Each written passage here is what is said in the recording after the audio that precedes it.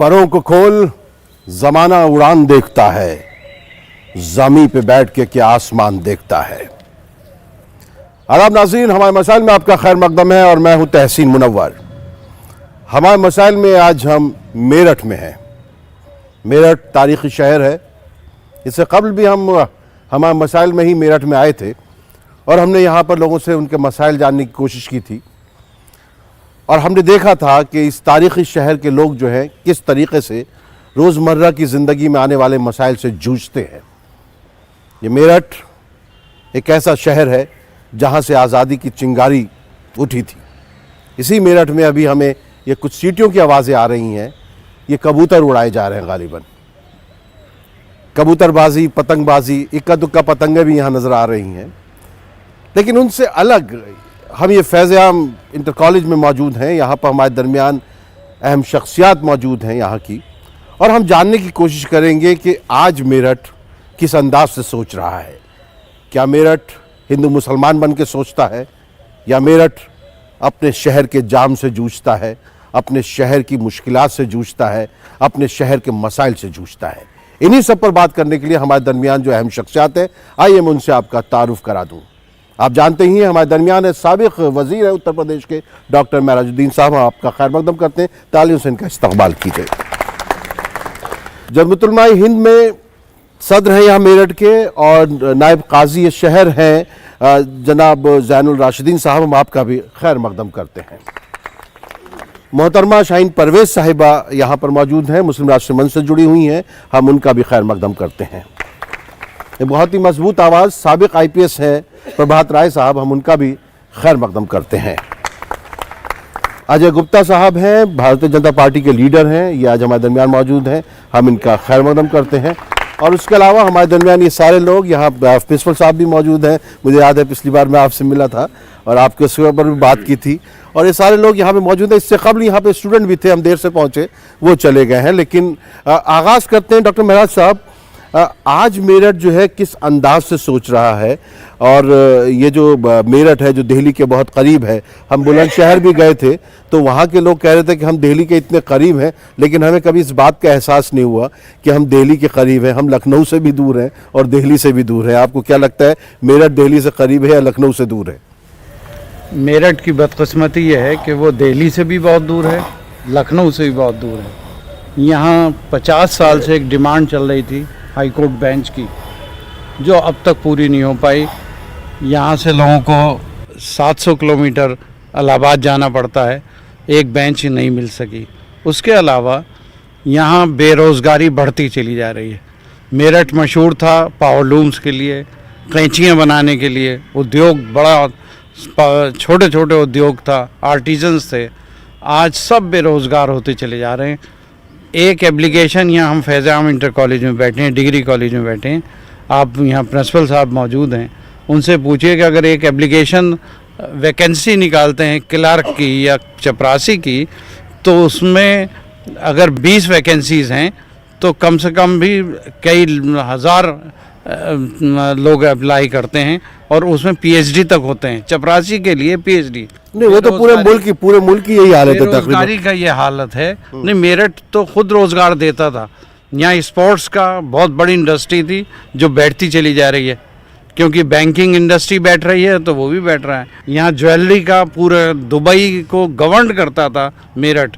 आज दुबई अलग से और शहर बन गए, वरना यहाँ जितना कारीगर यहाँ गोल्ड बनाने का था, सोने के फैक्ट्रियाँ घरों घरों में थी, वो सब बंद होती चली जा रही। तो मसला यह है कि आर्थिक या इकोनॉमिकली जो हालात कंट्री के हैं, तो उसका असर मेरठ में भी है। मेरठ में एक और ख़तरनाक चीज़ ये हुई है कि जाम बहुत रहता है हर जगह, क्योंकि तादाद बढ़ती चली जा रही है, व्हीकल बढ़ते चले जा रहे हैं। जिस रोड पे आप चले जाइए, आप अगर कोई टाइम से पहुंचना चाहे तो नहीं पहुंच सकते। तो ये हालत यहाँ बहुत ज़्यादा होती चली जा रही है। पावरलूम्स की ये हालत है कि वो नमक के भाव बिक रही हैं। पावरलूम यहाँ क्या ज़बरदस्त इंडस्ट्री थी, घर घर में पावरलूम लगी हुई थी। पूरा इस्लामाबाद एरिया, पूरा मेरठ शहर पावरलूम में था। आज वहाँ यहाँ का कपड़ा नहीं जा पा रहा बाहर। कैंचियों की बहुत फेमस, चारों तरफ आपने भी नाम सुना होगा, सब हिंदुस्तान जानता है कि यहाँ की कैंचियों का उद्योग बहुत मशहूर था। आज वो भी बंद हो गया सब। तो बेरोजगारी सबसे बड़ा मसला है और दूसरा यह है कि माशी तौर पर जो है लोग कमज़ोर हो रहे हैं, कारोबार जो है ठप हो रहा है, उसको करने की ज़रूरत है। काजी ज़ैनुल राशिदीन साहब, क्या कैंचियाँ अब इसलिए कम बन रही हैं, बिक रही हैं कि लोगों की ज़बानें कैंचियों की तरह ज़्यादा चलने लगी हैं? देखिए, ये बात नहीं है। मेरठ पूरे हिंदुस्तान के अंदर जो है कैंची को उद्योग से जाना जाता था, लेकिन जो मौजूदा हालात हैं और उसकी वजह से, हालात की वजह से कैंची उद्योग पर भी बहुत बड़ा असर पड़ा है और कैंची वाले आज बेरोज़गार हो रहे हैं। कारखानों के अंदर जो उनके काम करने वाले थे वो कारीगर जो है काम छोड़ कर जा रहे हैं क्योंकि उनके पास पैसा नहीं मिलता। जापान की जो कैंचियाँ आ रही हैं उसने यहाँ मेरठ के कैंची को ख़त्म कर दिया। इसके अलावा अगर जैसे यहाँ पर कैंची उद्योग के लिए बाकायदा पेट्रोल लगाया गया था वो भी बेकार हो गया, उसमें भी कुछ काम नहीं हो रहा। तो ये इस वक्त मौजूदा हुकूमत की वजह से मैं समझता हूँ जो हालात पूरे हिंदुस्तान के अंदर हैं कि बेरोज़गारी बढ़ रही है, उसके अंदर मेरठ की कैंची का उद्योग भी उस पर असर पड़ा है और उसका बहुत बड़ा खमियाजा हम लोग भुगत रहे हैं। शाहीन परवेज़ साहिबा, ख्वातीन के क्या मसाइल हैं मेरठ में? मेरठ में ख्वातीन बहुत एक्टिव हैं, बहुत जागरूक हैं, पढ़ाई के मामले में भी, वैसे भी अपने अधिकारों को, हकूक़ को लेने के लिए भी बहुत ज़्यादा जागरूक हो चुकी हैं। लेकिन दो मसाइल हैं मेरठ के जो मैं मानती हूँ कि जिनकी वजह से सब चीज़ों पे फ़र्क पड़ा है। अवैध कॉलोनियाँ बहुत तादाद में बस गई हैं और प्रदूषण की बहुत बड़ी समस्या हो गई है, इसीलिए क्योंकि मेरठ की जनसंख्या बढ़ती जा रही है, ज़मीन तो बढ़ती नहीं है, ज़मीन तो उतनी है और जनसंख्या जो है वो बढ़ती चली जा रही है। तो लोग बाहर की तरफ अवैध कॉलोनियाँ बसा रहे हैं, गड्ढों में बसा रहे हैं, पानी भर जाता है, उससे सारी समस्याएं अपने आप खड़ी हो जाती हैं। खाली सरकारों की बदौलत या प्रशासन की बदौलत हम अपने शहर की किसी भी समस्या का समाधान नहीं कर सकते हैं। इसके लिए हमें खुद जागरूक होना पड़ेगा और हमें अपने मसले मसाइल खुद हमें सुधारने होंगे। जैसे कि आपने महिलाओं को, औरतों को देखा, बेटियों को देखा कि उन्होंने अपने हकूक़ के लिए आवाज़ें उठाई तो उनके मसले हल होते चले गए। चलिए, मतलब समाज को कुछ ना कुछ काम करना पड़ेगा, समाज के बगैर जो है काम नहीं हो पाता है। अजय गुप्ता साहब, जिस तरह के मसाइल की बात डॉक्टर महराज साहब ने भी की और काजी साहब ने भी की, उन्होंने भी, कहीं ना कहीं ये लग रहा है कि सिर्फ इसी सरकार में मसाइल पैदा हुए हैं, लेकिन क्या ये मसले पुराने नहीं हैं? सरकारें आती जाती हैं और उसी में ही एक उलटफेर हुआ और भारतीय जनता पार्टी की सरकार पिछले माननीय नरेंद्र मोदी जी के नेतृत्व में चली और पुनः जनता ने उनको विश्वास दिया और एक बार पुनः वो सरकार अपनी सरकार वो चला रहे हैं। जहाँ तक महराजुद्दीन साहब का और काजी साहब ने कहा, जहाँ तक मंदी का सवाल है, देखिए मंदी एक नेचुरल सा, मेरा मानना है नेचुरल कोर्स में है। ऐसा नहीं है कि सरकार ने कोई मंदी ला दी है। व्यापार लोग आज भी कर रहे हैं, व्यापार पहले भी करते रहे हैं, उससे आमदनी भी हो रही है, कहीं कम कहीं ज़्यादा। और जहाँ कैंची की बात आपने की, जहाँ आपने जाम की बात की, देखिए जैसा शाहीन परवेज़ जी ने कहा, मैं इनकी बात से सहमत हूँ। जाम अतिक्रमण के लिए हम उतने ही खुद ही उत्तरदायी हैं। मैं अपनी दुकान के आगे 10 बाई 10 की दुकान के आगे 10 बाई 10 का चबूतरा घेर कर बैठ जाता हूँ, तो उसके लिए सरकार को उपदेश देने का कोई औचित्य में समझ में नहीं आता। हमको स्वयं, जब हम उससे समस्या से जूझ रहे हैं, उस समस्या का समाधान हमको करना चाहिए। ये सरकार कार्रवाई तो करे उसके खिलाफ जो घेर के रख रहा है। देखिए, सरकार की अतिक्रमण हटाने के लिए जो कार्रवाई चलती है, आज नगर निगम ने अतिक्रमण हटाने के लिए दस्ता बनाया है। जिस तरीके से वो काम कर रहे हैं और अनेकों समस्याएं उनके सामने आती है, व्यापार संघ के माध्यम से आए अथवा वहाँ के स्थानीय व्यापारियों के माध्यम से आए, कहीं ना कहीं लोग उसको कम्युनल बनाने का काम भी कर रहे हैं। नहीं, इंक्रोचमेंट में किया होता है जो गुप्ता जी के एक बिल्डिंग इधर पड़ी हुई है, वो भी जो है इलीगल है, उसके बराबर वाली को तो तोड़ के चले जाते हैं और साथ वाली के साथ कोई कुछ काम नहीं होता। ये पता नहीं उसके ताल्लुकात अच्छे होते हैं या वो दिखाई नहीं देता, ऐसा क्यों होता है? ये सब पिछली सरकारों में होता रहा होगा। इस सरकार का हर सरकार में होता है। आपकी सरकार को नहीं कह रहा, इस सरकार में बड़ा स्पष्ट नारा माननीय नरेंद्र मोदी जी का है कि सबका साथ, सबका विकास और सबका विश्वास। हम उसी नारे पे चल रहे हैं और निश्चित तौर पे अतिक्रमण की समस्या यहाँ है, जाम की समस्या है और सरकार उस पर बिल्कुल एक योजना के तहत काम कर रही है और बहुत शीघ्र, मैं आशा करता हूँ अगली बार जब आप आएंगे तो आपको लगेगा कि ये शहर कुछ बदला है। जैसा आपने कहा, तहजीब का भी शहर है, तारीख का भी शहर है और यहाँ ये कृपा हम लोगों पर है कि हम सब लोग, हिंदू या मुसलमान, हम इस सब चीज़ों को साथ रहकर साझा कर समस्याओं के समाधान के लिए प्रयास बहुत अच्छी, बहुत अब इस शहर ने मिसाल पैदा कर दी है। बहुत अच्छी बात है। राय साहब, बेहतर था सीख लेता कोई हाथ का हुनर, पढ़ लिख के मेरे बच्चे तो बेकार हो गए। जो बात शुरुआत हुई थी रोजगार का, अब स्किल डेवलपमेंट लेकर आई है सरकार, लेकिन ये लग रहा है कि रोजगार जो है अब कहाँ से पैदा होगा, किस तरीके से होगा? देखिए, ऐसा है, जो गवर्नमेंट की जो पॉलिसी है हुकूमत हिंदुस्तान की, वो पूरी तरह से फेल है। इकोनॉमिक पॉलिसी पूरी तरह फ्लॉप है। जब से ये हुकूमत आई, पहले भी फ्लॉप थी। जब से ग्लोबलाइजेशन का एक भूत हमारे सर पे आया, हम एक कमज़ोर मुल्क हैं, हम लोग आर्थिक रूप से कमज़ोर मुल्क हैं, और हमने ओपन कर दिया इसको एकदम। सर कहाँ कमजोर है? 5000 ये सब जो है सिर्फ क्या होता है वो तो मुझे जीरो भी नहीं पता। प्रचार है। आप देखिए 3.2 रह गया एक्चुअल ग्रोथ, और सच्चाई है कि चीन के सामने हमने घुटने टेक दिए हैं। ये जितना मैन्युफैक्चरिंग सेक्टर चीन के माल का कहाँ भरोसा, ना चीन के माल का ना प्यार का आजकल किसी का। हुजूर, ये जो स्पोर्ट इंडस्ट्री की बात कही हमारे काजी साहब ने, आप जाके देखिए, इतनी बड़ी इंडस्ट्री थी ये, लुधियाना से बड़ी, बैठ गई क्यों? चीनी माल ने पूरा मार्केट कैप्चर कर लिया है। और इतने हम लिबरल हैं चीन के प्रति, हम सिर्फ पाकिस्तान को गाली देने के हमको शौक है, क्योंकि वो एक कमज़ोर देश है। मैं ये नहीं कह रहा गाली मत दीजिए, गलत बात पे गाली दीजिए, पाकिस्तान को भी निपटाइए, लेकिन ये जो इतना बड़ा भूत पैदा हो गया चीन आपके लिए, इसके लिए आपकी क्या पॉलिसी है? इसके सामने आप घुटने टेक चुके हैं। नहीं, हिंदी चीनी भाई भाई, क्वेश्चन दुश्मन और भाई का नहीं है। आप अपने आर्थिक हितों के संरक्षण करने में एकदम नाकाम है। बेरोजगारी जो है इसके साथ जुड़ी हुई है। एक बच्चा जब बेरोजगार घूमता है, उसका दिमाग शैतान का हो जाता है। आप जानते हैं अच्छी तरह। आप तो इतने बड़े जर्नलिस्ट हैं, मैंने भी इतने दिन तक टेररिज्म के खिलाफ लड़ाई लड़ी है। पंजाब में और कश्मीर में बहुत बड़ी प्रॉब्लम है टेररिज्म के पीछे, बेरोजगारी, और आसानी से लोग बहका लेते हैं उसको। ये जो जितने भी तासुबी लोग हैं, इनके चपेटे में बच्चा भूखे पेट का आता है। किसी बहुत ताकतवर, मैं 2-4 की बात नहीं कर रहा जो बहुत ज़्यादा पढ़े लिखे हैं, दे आर एक्सेप्शंस। कैडर मिलता कहाँ से उनको? पंजाब में कहाँ से कैडर मिला? हम तो पंजाब में ही 50,000 लोग मारे, 1 लाख तो कश्मीर में मर गए। आसाम नक्सल एरियाज में भी मैं रहा हूँ। ये आप देखिए कि जब तक आप रोज़गार हिंदुस्तान के बच्चे को नहीं देंगे, आप भूल जाइए अमन चैन। ना नक्सलिज्म को रोक सकेंगे, ना आप जिहाद को रोक सकेंगे, ना आप क्राइम को रोक सकेंगे। भूल जाइए आप। रोजगार बहुत बड़ी चीज़ है। रोजगार अगर मिलेगा तो ये कहते हैं कि खाली घर जो है, खाली दिमाग शैतान का घर होता है, तो उस लिहाज से हम कह सकते हैं। लेकिन यहाँ किसी को कोई रास्ता नहीं देता। साल में आपका एक बार फिर खैर मकदम है। आज हम मेरठ के तारीखी शहर में मौजूद हैं और यहाँ के मसाइल पर गौर कर रहे हैं, और हम जानना चाहते हैं कि अभी बातचीत में नज़र आया कि बच्चे अगर पढ़ लिख कर बेरोज़गार रहेंगे तो उनका घर जो है, वो दिमाग जो है, वो शैतान का घर हो जाएगा। हमारे दरमियान यहाँ प्रिंसिपल साहब मौजूद हैं। किस तरीके से बच्चों को रोज़गार से जोड़ा जाए सर? सर वैसे तो हमारे यहाँ बहुत सारी प्रॉब्लम है, लेकिन जो रूट लेवल की जो प्रॉब्लम है वो हमारे यहाँ है एजुकेशन और बिजनेस। हमारे पास जो बिजनेस है उसके अंदर कमी ये है कि हम उसके अंदर प्रोफेशनलिज्म नहीं ला रहे, ना ही गवर्नमेंट की तरफ से मिल रही है। तो अगर हमें कोई बिजनेस करना है तो उसके लिए पहले हमें प्रैक्टिकल नॉलेज होनी ज़रूरी है, और प्रैक्टिकल नॉलेज के लिए हमें एजुकेशन लेनी ज़रूरी है।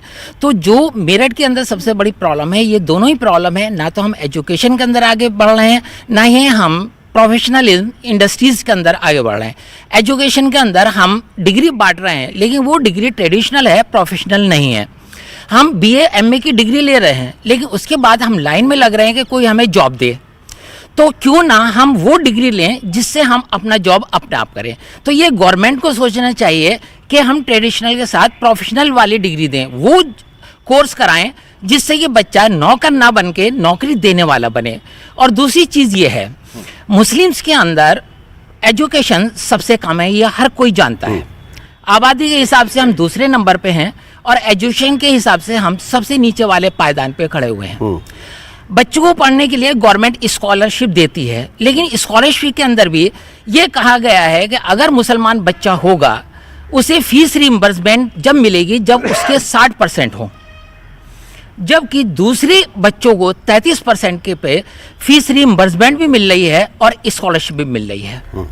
तो ये डिस्क्रिपेंसी गवर्नमेंट क्यों कर रही है? जो सबसे नीचे है उसको क्यों इतना दबाया जा रहा है? तो समाज, मुस्लिम समाज इसमें आगे बढ़ के इनकी मदद नहीं कर सकता? इतने बड़े बड़े उसके लिए भी मैं जमत उलमा हिंद जैसे इदारे हैं, इदारे हैं, वो क्यों नहीं मुसलमानों इसके लिए भी काम मुझे ये करते? कहना है कि हम सब देखिए, जब तक दीन और दुनिया साथ नहीं चलेगी, जब तक हमारी प्रोग्रेस पॉसिबल नहीं है। हमारे यहाँ हो क्या रहा है, दीन और दुनिया के अंदर बाइफर्केशन हो रहा है।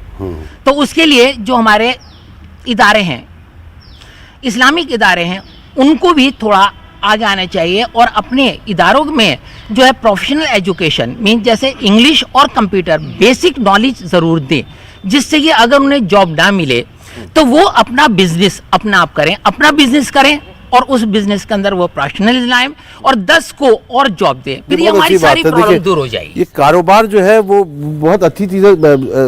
काजी साहब जो ये बात कह रहे हैं, प्रिंसिपल साहब भी, ये जो है हमारे जो मुस्लिम इदारे हैं वो क्यों नहीं इस तरह की पहल करते जिनसे रोज़गार के मौके जो हैं वो आगे पैदा हो सके? देखिए, मौजूदा हालात के अंदर इस वक्त उलमाए किराम ने इस तरफ गौर किया है और ये काम इस वक्त चल रहा है। हमारे हिंदुस्तान के अंदर जो मेरठ में ऐसे कितने इदारे हैं? मेरठ के अंदर इसमें बहुत सारे इदारे हैं। हमारे ये मदरसे के हमारे प्रिंसिपल यहाँ बैठे हैं, मदरसा इस्लामिया के, इसके अंदर IIT का कोर्स है बाकायदा, और बच्चे जहाँ दीनी तालीम हासिल करते हैं उसको बाकायदा IIT का कोर्स भी करते हैं। मदरसे में किस किस्म के कोर्स करवा रहे हैं आप लोग? हमारे मेरठ शहर में 3 बड़े इदारे चल रहे हैं। मदरसा इस्लामी अरबी अंदरकोट गुजरी बाजार मेरठ शहर, दारुल अरबी कॉलेज और मनसबी अरबी कॉलेज रेव रोड। ये जो है दीनी तालीम के साथ साथ दुनियावी तालीम भी, साइंस और मैथमेटिक्स और इंग्लिश, हिंदी वगैरह सभी किस्म की तालीम दे रहे हैं। उसके अलावा हमारे यहाँ ITI भी चल रही है तीनों इदारों में, जिसमें कंप्यूटर, इलेक्ट्रॉनिक्स और वेल्डिंग और जो है इलेक्ट्रीशियन और जो है सिलाई और कटाई वगैरह के ट्रेड चल रहे हैं, जिससे बच्चे जो है वो दस्तकारी भी सीख रहे हैं और उसमें जो है उनकी जाके अलग अलग फर्मों में अलग अलग जगह काम कर रहे हैं और उन्हें रोज़गार भी मिल रहा है। मदारिस इस्लामिया जो है मदरसा, वो जो सबसे पहले हिंदुस्तान में जब कोई इदारा नहीं था तो मदरसा ही था जो तालीम की एजुकेशन से आरास्ता कर रहा था बच्चों को। इससे पहले कोई भी इदारे न इंग्लिश मीडियम के थे न हिंदी मीडियम के थे, और मदरसे ही थे जो तालीम से आरास्ता कर रहे थे और संस्कृत पाठशालाएं थी। आज जो है गवर्नमेंट ने जो है, कहना ये है कि गवर्नमेंट ने मदारिस पे तवज्जो बिल्कुल हटा दी है और जो बच्चों को जो टीचर्स अवेलेबल कराने चाहिए सब्जेक्ट वाइज, वो टीचर्स नहीं दे रहे हैं और न कोई बिल्डिंग ग्रांट दे रहे हैं, जिससे बच्चे मदारिस की तालीम मुतासिर हो रही है। जो मदारिस चल रहे हैं उनकी जो बिल्डिंग की ज़रूरत है उन्हें बिल्डिंग ग्रांट दी जाए और टीचर्स वगैरह अवेलेबल कराए जाएँ। देखिए, इस्लाम में वैसे मेराज साहब एक तरीक़ा ये था कि पहले जो हमारे यहाँ ज़कात होती थी या यहाँ तक कि बकरीद में जो खाले वगैरह होती थी, वही जो एक बहुत बड़ी इकनॉमी है, वो सब पैसा जा कहाँ रहा है? वो आप सरकार की तरफ हम क्यों देखते हैं? नहीं, सबसे बड़ी बात यह है कि मदरसात में जंग आज़ादी में बहुत बड़ा रोल प्ले किया। ये बात सबको मालूम है कि उलमाओं पर जितना ज़बरदस्त जुल्म हुआ और फांसी पे लटकाए गए, वो अंग्रेज़ों के ख़िलाफ़ इन लोगों ने एकदम से सामने आ गए थे।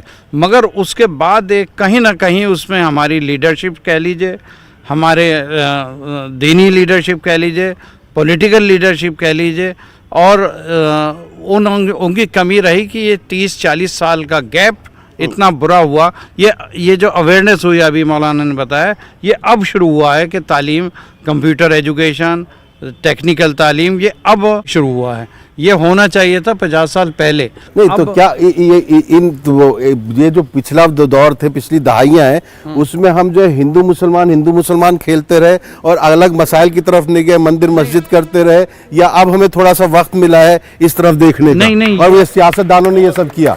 ये साजिशें थी कि हमें हिंदू मुसलमान में ही लड़ाते रहे, हमें ना तो तालीम की तरफ जाने दिया ना इंडस्ट्री की तरफ जाने दिया। सबसे बड़ी बात यही है कि जो कम्युनल फोर्सेस थी उन्होंने ये काम करते रहे कि इन्हें इल्जाए रखो। अब उसमें बहुत बड़ी चीजें हैं, अगर बहस शुरू होती है तो बहुत लंबी बहस होनी चाहिए, लंबी बहस, क्योंकि सियासतदानों ने ये सब काम किया है। आदमी के मसलों का आदमी क्या हल करे, आदमी खुद मसला है आदमी के सामने।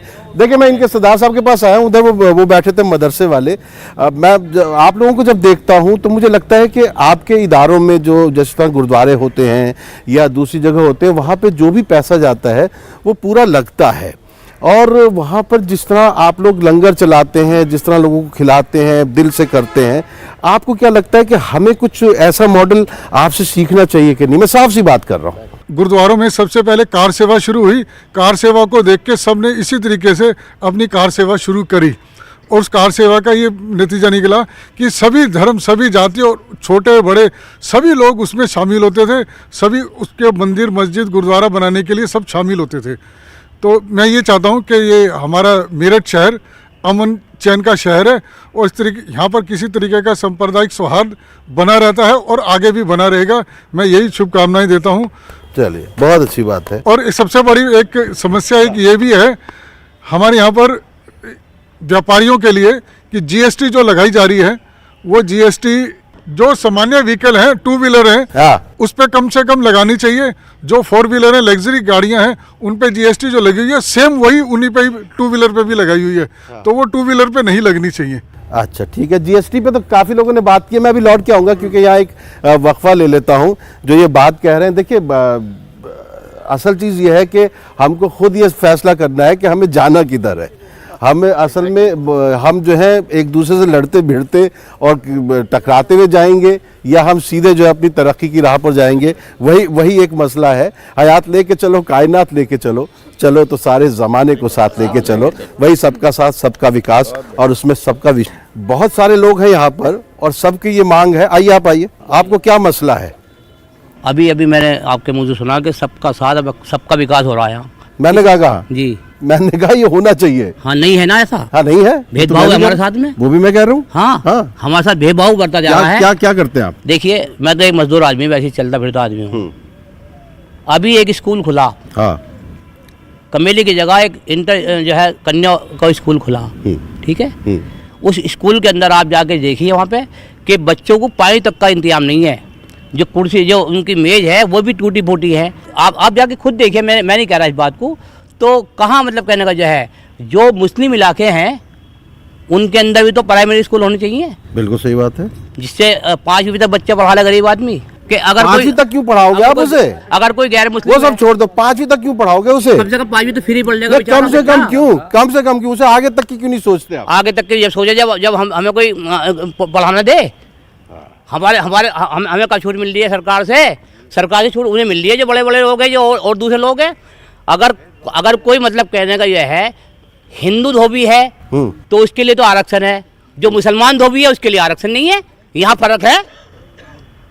आप जहाँ तक उसका बात है, अगर मतलब कि स्कूल हर मुस्लिम एरिया में, अल्पसंख्यकों के एरिया में खुल जाए तो कम से कम कुछ तो राहत मिले गरीब आदमी को। बहुत अच्छी बात कही इन्होंने। काई साहब, आपने तो कहा कि देखिए कौम के लिए बड़े काम हो रहे हैं। वो सिर्फ ये चाहते हैं कि 5वीं तक ही बच्चा पढ़ जाए।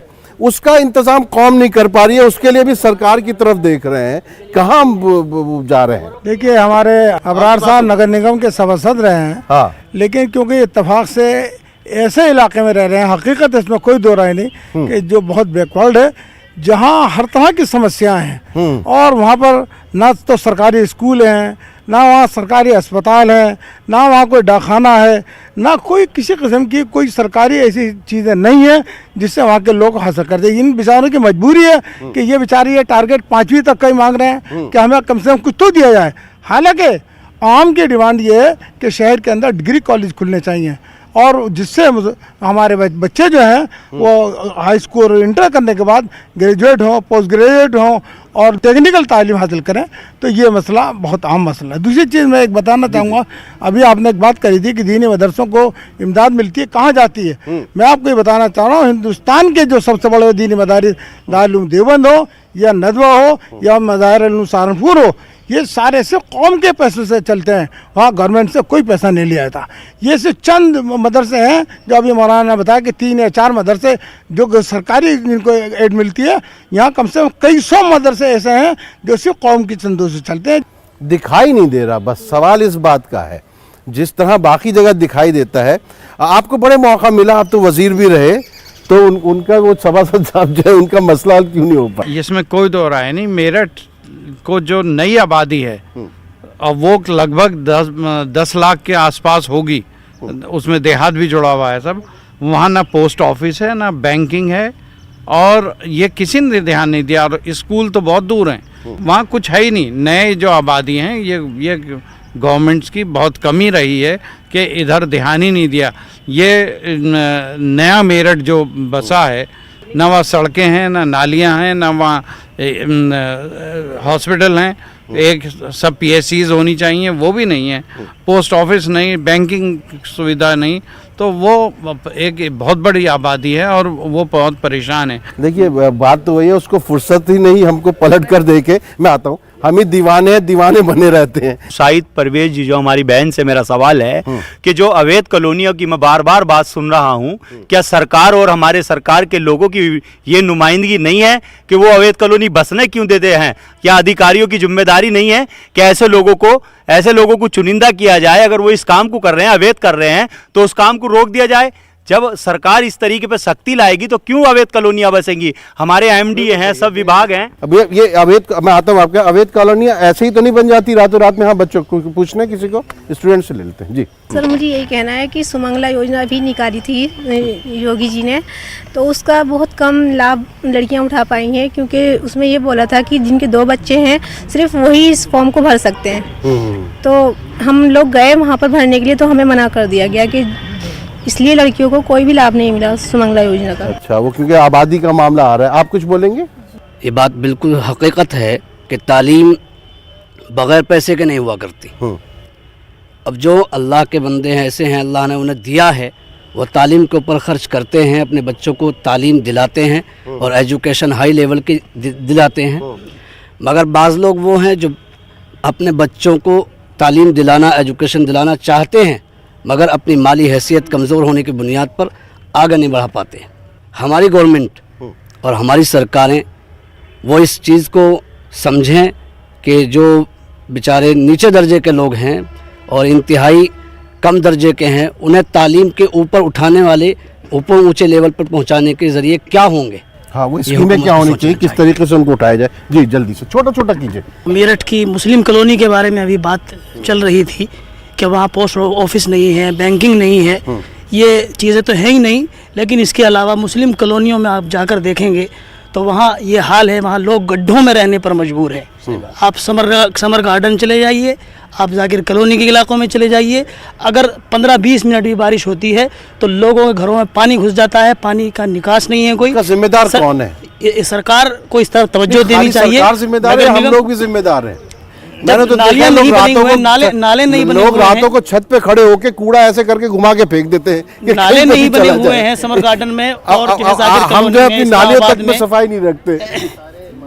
सरकार की भी जिम्मेदारी है और यहाँ नगर निगम की भी जिम्मेदारी है। 5 साल में हो गया है हमारे अंदर। सरकार को इस तरफ जो है तवज्जो देनी चाहिए। सरकार को क्या, जो भी आपके चुनिंदा नुमाइंदे हैं जी, हिंदुस्तानी सरकार को दोष देती है कि ये काम सरकार का है, सरकार को करना चाहिए, ये काम तो सरकार ने क्यों नहीं करा। लेकिन हम ये बात भूल जाते हैं, जो काम हमारा है क्या हम वो काम कर रहे हैं? हम दोष देते हैं लेकिन हम ये नहीं देखते चलो सरकार नहीं कर रही, जो हमारा काम है हम क्यों नहीं कर रहे उस काम को।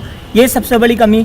ये तो अच्छी बात है। दोनों तरफ, दोनों जगह से गलती निकलती है तो बैलेंस बिगड़ता है। अगर गाड़ी के दोनों पहिए ही गलत चलेंगे तो एक्सीडेंट होना ही होना है। तो हमें एक तरफ से तो संभालना पड़ेगा, जब भी सरकार संभलेगी। तो सबसे पहले हमें अपने आप पे ध्यान देना है। जैसे हम नमाज में वजू करते हैं तो सबसे पहले हम हाथ फिर पैर धोते हैं, ऐसे ही सर सबसे पहले हमें अपने आप को सुधारना पड़ेगा, अपने घर में सुधार देना पड़ेगा, सफाई के प्रति, समाज के प्रति। ये बातें कहने में अच्छी लगती हैं लेकिन हम मन में नहीं सोचते कि अगर हम इस पर अमल करेंगे तो हमारा देश कैसा निकलेगा, उसका नया रूप कैसा आएगा, जैसा हमारा पुराना हिंदुस्तान है वो कैसा आएगा। और सर सरकार की कुछ जैसे थोड़ी सी कमी लगी है कि कैंट में आपने देखा होगा जगह जगह पानी की मशीनें लगाई गई हैं कि 1 रुपये का सिक्का डालो तो पानी निकलेगा। और मैं जहाँ तक मैं अपने अंदाजे से कह रहा हूँ कि मुश्किल से मुश्किल 10% लोगों ने भी उसका इस्तेमाल नहीं किया होगा। अगर वही मशीनें सरकारी स्कूलों में लगा दी जाएं तो उसका कितना अच्छा इस्तेमाल होगा। सभी बच्चों को RO का शुद्ध पानी मिलेगा पीने को। आप देख सकते हैं कि टंकियों में सही पानी नहीं होता। और देखा जाए कि अब भारत सरकार ने जन औषधि केंद्र चालू करें, अगर सरकार इसे छोड़कर सरकारी अस्पतालों पर ज्यादा ध्यान देती तो जनता भी खुश रहती और जो गरीब लोग हैं उनको बड़ी सहायता मिलती। चलिए, बहुत अच्छी बात बोली आपने। और क्या नाम है आपका? जी मोहम्मद तौहीद। कौन से स्कूल में आप? फैजाम डिग्री कॉलेज में हूँ, BA फर्स्ट ईयर। ये पर्ची आपने अभी तैयार की थी या पहले से? ठीक है, खैर देखिए बात बहुत अच्छी कही है उसने। मैं आता हूँ आपके पास, बहुत अच्छा बोला ये बच्चा, ये हमारा मुस्तकबिल है। और देखिए बात हो गैर की या अपने सगे भाई की, झूठ को झूठ कहा, सच की पजीराई की। लौट कर आते हैं इस मुख्तसर वक्फे के बाद, बारिश होने वाली है, हमको जल्दी से प्रोग्राम खत्म करना है। लौट कर आते हैं इस मुख्तसर वक्फे के बाद।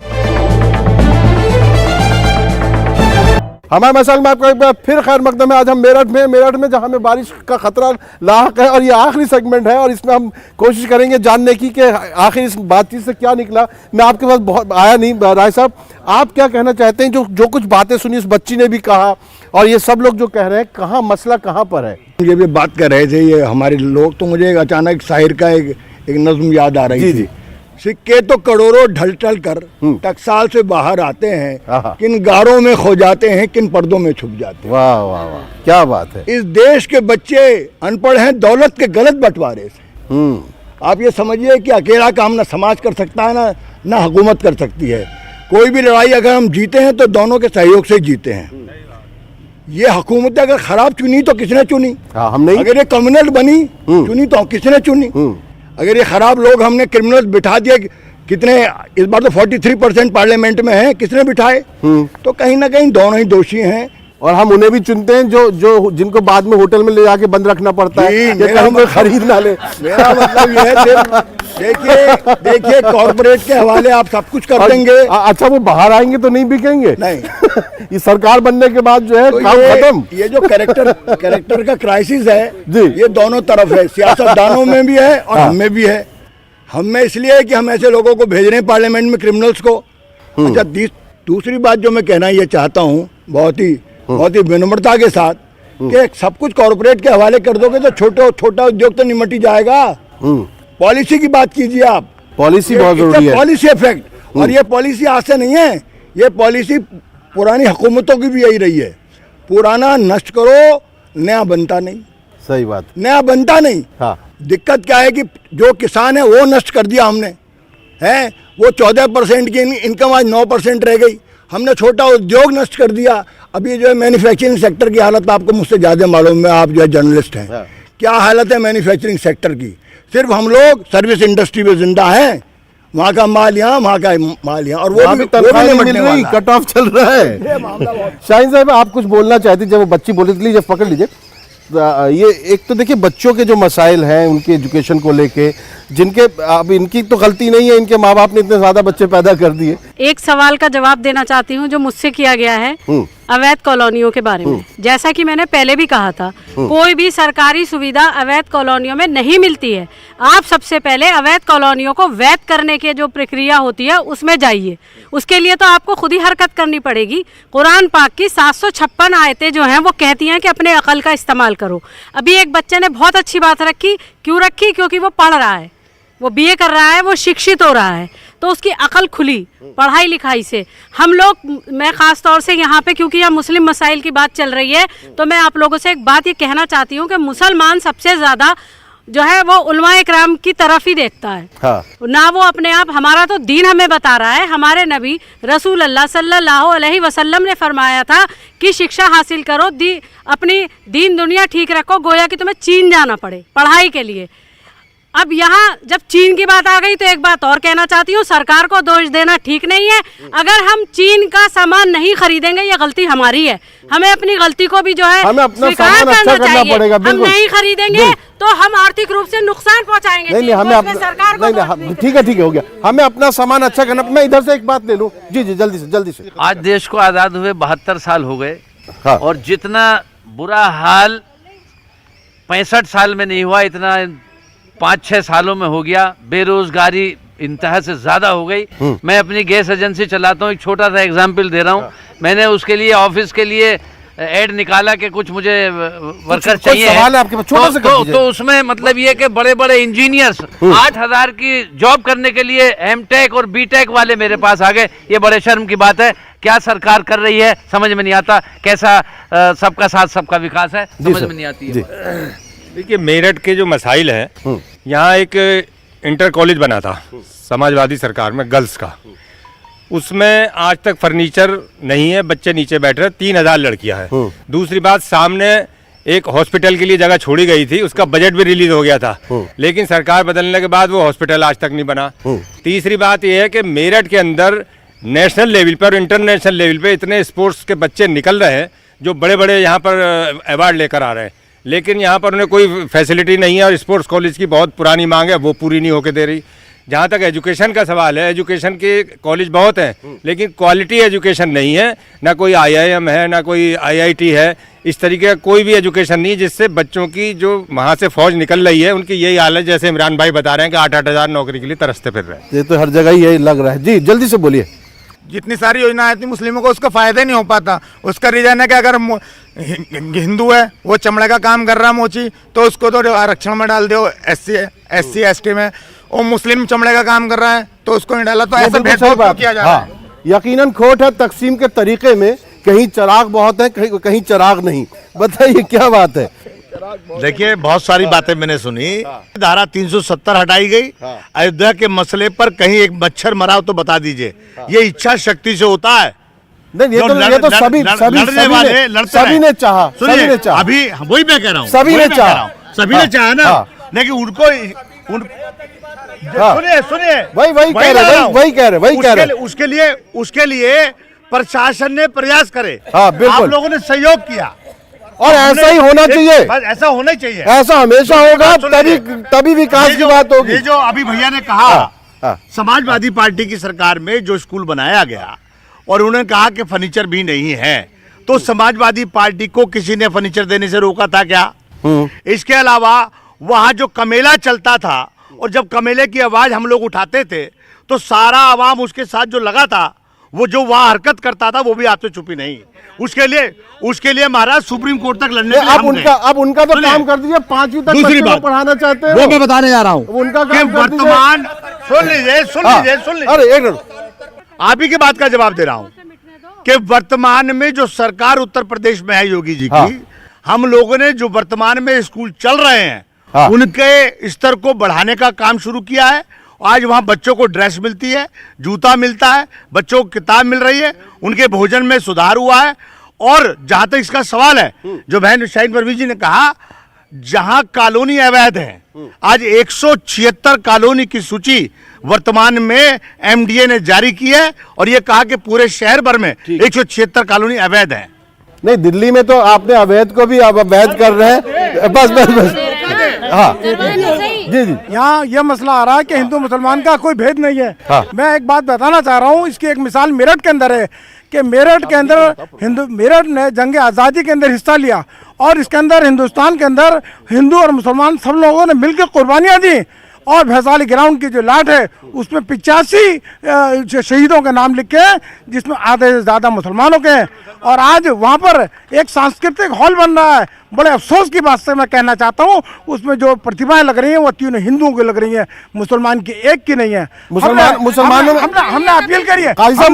मुसलमानों में बुत लगाए जाते हैं क्या? हमने अपील करी है। काजी साहब, मुसलमानों में बुत लगाए जाते हैं क्या? नहीं, मुसलमान ने हमने केंद्रीय मंत्री से इस बात की मुतालबा की है कि भगत सिंह, सरदार भगत सिंह की और महमूद की, दोनों के लिए हमने अपील करी है। सरदार की भी वहाँ लगे और मुसलमान की भी लगे। चलिए, बहुत अच्छी बात है, बट बिल्कुल आखिर में रुक जाओ।